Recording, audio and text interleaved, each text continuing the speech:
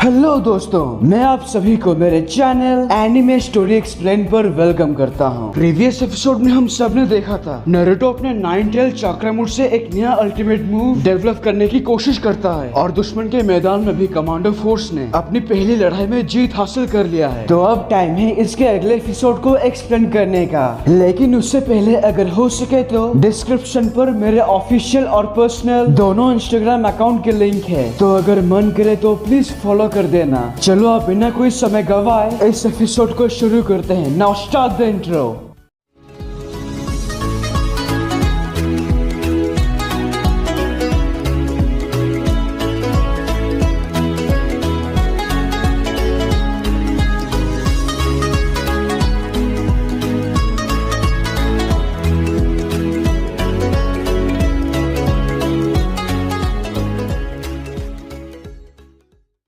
Episode के शुरुआत में हम देखते हैं कमांडो फोर्स दुश्मन के ठिकाने की तरफ बढ़ते जा रहे हैं। अगर आपको याद होगा आनको मितराशी टीम का ये बंदा केन अबुरामे, जो फिलहाल तो भी मारा जा चुका है, पर दुश्मन उसे पकड़ने से पहले व्हाइट जेत्सु की विशाल सेना जो जमीन के अंदर है, उन सब की जानकारी एक स्क्रोल में डालकर अपने कीड़ों के सहारे इंटेल डिवीजन के पास सुरक्षित भेज दिया था और अब यहाँ उनके पास वो जानकारी पहुँच चुकी है। केन अबुरामे के जानकारी के मुताबिक धरती के नीचे से दुश्मन की एक बहुत बड़ी सेना आ रही है। हमें अपनी जगह को और बढ़ानी होगी। वो दुश्मन हमें नीचे से क्रॉस करना चाहेंगे। क्या वो हमारी अलाइड निंजा फोर्स को मजाक समझ रहे हैं? उन सभी कीड़ों को अर्थ स्टाइल जुत्सु से बाहर निकालो। मेरा बेटा कित्सुची को इसकी जिम्मेदारी दो अभी।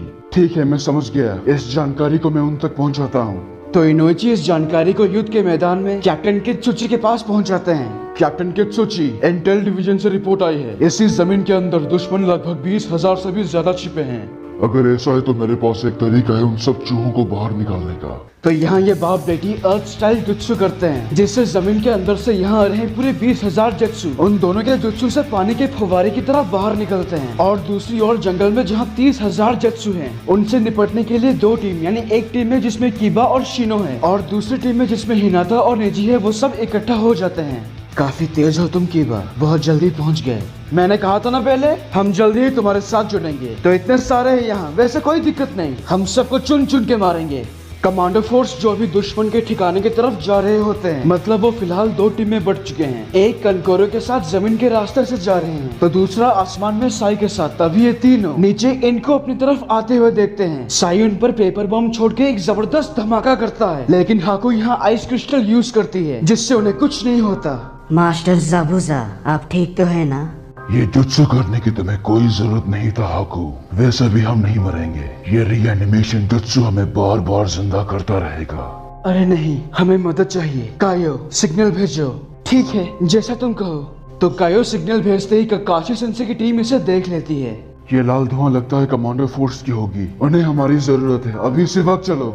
मास्टर ज़ाबुज़ा, इन सबको आप मुझ पे छोड़ दीजिए। यहाँ आसमान में अचानक से ठंड बढ़ जाती है। अचानक से उनके ऊपर एक आइस मिरर बनता है, जिसमें बिल्कुल पुराने दिनों की तरह हाकू की रिफ्लेक्शन उन पर सनबर्न छोड़ के उन तीनों को नीचे गिरा देता है। अच्छा, गिरा देता है, मैं इसीलिए बोल रहा हूँ क्योंकि हाकू लड़का है। हाँ, याद रखो। वो तीनों बड़ी मुश्किल से पेड़ों के सहारे बच के जमीन पर आते हैं, मतलब सीधा इनके सामने। हे दोनों, सामने देखो। हद है, ये तीनों बच्चे लग रहे हैं। अगर हम नहीं मरे तो ये तीनों मारे जाएंगे। साई, ये चारों के चारों केके गनकाई निंजा हैं। मैं नहीं हूँ, सिर्फ ये तीनों। तुम तीनों हमें हो सके तो माफ करना, हमें खुद पर कोई काबू नहीं। वो चारों अचानक से उन तीनों पर हमला करने आते हैं। ककाशी सेंसे की रेस्क्यू टीम यहाँ पहुँच जाती है। हाकू और ज़ाबुज़ा ककाशी सेंसे को देखकर हैरान। कैप्टन ककाशी, आपने हमारी जान बचा ली, आपका शुक्रिया। शुक्रिया वगैरह बाद में करना साई। ये सब के सब अव्वल दर्जे के खतरनाक निंजा हैं। कभी सोचा नहीं था मैं तुमसे दोबारा मिलूंगा ककाशी। उस दिन ब्रिज पर तुमने सोचा था मुझे मार दिया, पर सच्चाई ये है कि मेरी जगह पर हाकू था। तो तुम भी रीएनिमेशन जुत्सु से बने हो? ज़ाबुज़ा, हाकू, ये तुम दोनों हो? क्या बात है, जरा देखो तो हाकू, ये लड़की बहुत बड़ी हो गई। वैसे वो लड़का कहाँ है? हाँ, नारुतो उज़ुमाकी। वो फिलहाल पक्का ताकतवर बन गया होगा और फेमस भी। मैंने सही कहा ना ककाशी? हाँ, तुमने बिल्कुल सही कहा। जानते हो ज़ाबुज़ा, जहाँ पर हमारी लड़ाई हुई थी, वो ब्रिज फिलहाल उसी के नाम से फेमस है, द ग्रेट नारुतो ब्रिज, ऐसा कहा जाता है उसे। और आज के वक्त में हमारे नेशन के लोग उसे हीरो मानते हैं। वैसे तुम दोनों का शुक्रिया। नारुतो ने अपना निंजा तरीका तुम्हारी वजह से ढूंढा था और तुम्हारे मौत के बाद वो ताकतवर बनता गया। मैं जानती थी, मुझे उस पर पूरा भरोसा था। दूसरी तरफ दुश्मन के हाइडआउट में जहाँ काबूटो है। अरे तुम लोगों की बातें तो खत्म होने का नाम ही नहीं ले रही। फिलहाल तो सीरियस होने का वक्त है। जब तुम्हारी खून की प्यास बढ़ेगी, असली मजा तब शुरू होगा। काबूटो अपने जुत्सु में और ताकत लगाते ही, काकाशी, हम अपने आप पर काबू नहीं कर पा रहे। तुम्हें हम सबको रोकना होगा। इन चारों की ताकत बढ़ते ही ककाशी सेंसे और बाकी सब पीछे हट जाते हैं। मास्टर ज़ाबुज़ा, मैं अपना होश खो रहा हूँ। जानता हूँ, मैं भी। मेरे सर के अंदर बहुत गर्म महसूस हो रहा है। ककाशी, प्लीज हमें फिर से रोकिए। मेरा सपना हमेशा मास्टर ज़ाबुज़ा का हथियार बनना था और उन्हें बचाते हुए मरना था, लेकिन अब मैं ऐसा नहीं कर सकता। ऐसा मत सोचो हाकू, बल्कि तुमने ज़ाबुज़ा को बचाया था और वो किसी और की वजह से मारा गया। एक बात और जो तुम्हें नहीं पता, ज़ाबुज़ा कभी तुम्हें अपना हथियार नहीं मानता था। क्या कहा आपने? ककाशी, बकवास बंद कर। आखिर क्यों ज़ाबुज़ा? उसे भी जानने का हक है। मेरी बात ध्यान से सुनो हाकू, तुम्हारे मास्टर ज़ाबुज़ा के दिल में तुम्हारे लिए जो प्यार छिपा था, नारुतो सही वक्त पर उसे बाहर निकाल देता है। दरअसल तुम्हारे मरने के बाद जब उस बौने आदमी ने तुम्हारे लाश को लात मारा, तब ज़ाबुज़ा ने उस आदमी के साथ साथ ककाशी, बस करो। नहीं, बोलते रहिए ककाशी, मुझे सुनना है। हाँ, जब उस बौने आदमी ने तुम्हारे लाश को लात मारा, तुम्हारे मास्टर ज़ाबुज़ा ने उस आदमी को खत्म कर दिया, पर उसके लोगों के हमलों से वो उसी वक्त मारा गया। ज़ाबुज़ा तुम्हें पसंद करता है हाकू, उसके लिए तुम कभी हथियार थे ही नहीं। मास्टर ज़ाबुज़ा, आपका शुक्रिया। ज़ाबुज़ा और हाकू, ये दोनों बड़े दिलचस्प हैं। फिलहाल तुम दोनों यहाँ की हालात संभालोगे, क्योंकि तुम दोनों अब मेरे हथियार हो। ककाशी सेंसे अपना हेडबैंड हटाकर शरिंगन आँख खोल देते हैं। कैप्टन ककाशी। क्या है कैप्टन, ये तीनों केके गेनकाई हैं। ये हिडन रॉक विलेज का निंजा है। एक्सप्लोजन स्टाइल केके गेनकाई गारी, ये उसी देईदरा जैसा धमाका करता है। और ये औरत हिडन सैंड विलेज की केके गेनकाई पाकुरा है। केके गेनकाई निंजा, पर इनमें एक और खासियत है कि ये मर नहीं सकते। Ninja art, hidden mesh jutsu. ये पूरी जगह कोहरे से भर जाती है और इसे देखकर ककाशी सेंसे, यहाँ ध्यान दो, हम सब मांझी फॉर्मेशन को फॉलो करेंगे, समझ गए? ज़ाबुज़ा को हम सिर्फ उसकी आवाज से ही ढूंढ पाएंगे। ये धुआं बढ़ता ही जा रहा है ककाशी। हे साकुरा, चिंता मत करो, मैं तुम्हें अपनी जान देकर भी बचाऊंगा। जिंदा रहो ली, तभी तुम हमारी हम सबकी मदद कर पाओगे। जान देने के बारे में सोचना भी मत, समझ गए? हाँ, मैं तुम्हारी बात समझ गया। तो ज़ाबुज़ा और हाकू अपने हमलों से लोगों को मारने लगते हैं। ये शुरू हो गए, अपना ध्यान मत भटकाओ। बहुत अच्छे, आखिरकार अब मुझे मजा आ रहा है।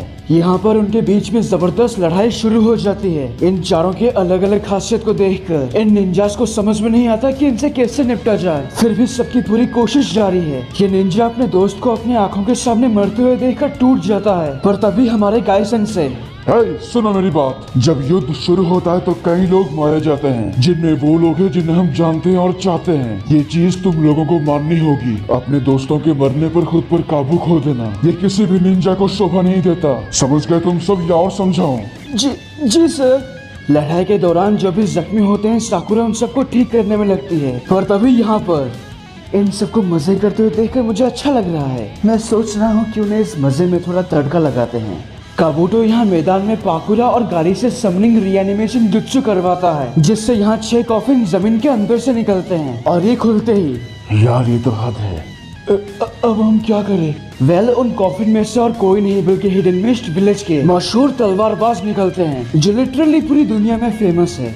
दूसरी तरफ यहाँ से बहुत दूर यानी लैंड ऑफ आयरन समुराई की धरती पर इस किले के अंदर अभी भी ये चंगू मंगू यानी सुइगेत्सु और जूगो जेल में कैद है। वो दोनों बड़ी मुश्किल से जेल के अंदर से बाहर निकलते हैं, किसी के नजर में ना आए, और जेल से निकलते ही चलो सास्की और कारिन को ढूंढते हैं। हैं? क्या? पहले मुझे मेरी तलवार चाहिए। पर ऐसा कैसे? तुम्हारी तलवार लड़ाई के दौरान टूट चुकी थी, भूल गए क्या? तो मेरे ख्याल से हमें यहाँ से चलना चाहिए। वैसे तुम अच्छे हो जूगो, उस कारिन से तो बेहतर ही हो। वो दोनों भटकते हुए एक अनजान कमरे के अंदर आते हैं, जहाँ बेसिकली हथियार वगैरह सब रखा जाता है। हद है, मेरा हथियार यहाँ भी नहीं है। तो अब तुम क्या करोगे सुइगेत्सु? अब क्या करूँगा मतलब? तुम ना बस मेरी मदद करो। देखो, तुम्हें वो तलवार अब मिलने से रहा, जो मिलेगा ही नहीं उसकी चिंता क्यों कर रहे हो? तुम जानते हो जूगो, ये मेरे बचपन का सपना था कि मैं उन 7 महान तलवारबाजों का कैप्टन बनूं, जो कि ओरोचिमारू की मेहरबानी से ऐसा नहीं हो पाया। और अब तो वो तलवारबाज भी जिंदा नहीं रहे, तो कम से कम उनका तलवार तो मेरे पास होना चाहिए ना। इसीलिए बस ढूंढते रहो, मेरा दिमाग मत खाओ। और यहीं पर इस एपिसोड की एक्सप्लेनेशन खत्म होती है। अगर आपको ये वीडियो अच्छा लगा तो प्लीज लाइक और कमेंट कीजिए, और अगर आप मेरे चैनल पर नए हो तो इसे सब्सक्राइब करने के साथ उस बेल आइकॉन को भी दबा ही दो। तब तक के लिए खुश रहना, मैं मिलूंगा आपसे अगले वीडियो में। पीस।